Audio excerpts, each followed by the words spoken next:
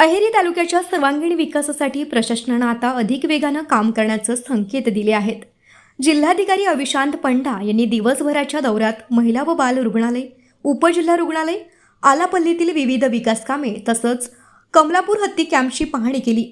दुर्गम भागातील नागरिकांना आरोग्य, शिक्षण आणि शासकीय सेवा वेळेत व प्रभावीपणे मिळाव्यात यासाठी विकास कामे दर्जेदार आणि निर्धारित मुदतीत पूर्ण करण्याचे निर्देश त्यांनी संबंधित अधिकाऱ्यांना दिले।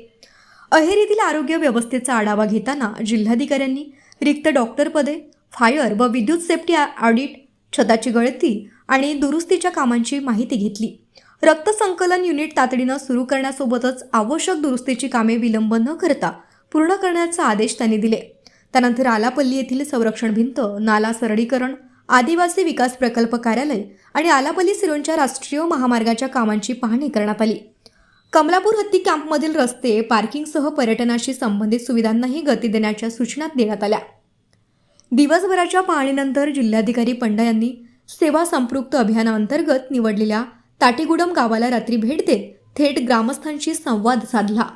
पात्र नागरिकांना शासनाच्या विविध योजना आणि सेवा मिळत आहेत की नाही याची माहिती घेत विभागांनी परस्पर समन्वयातून काम करण्याचे निर्देश दिले।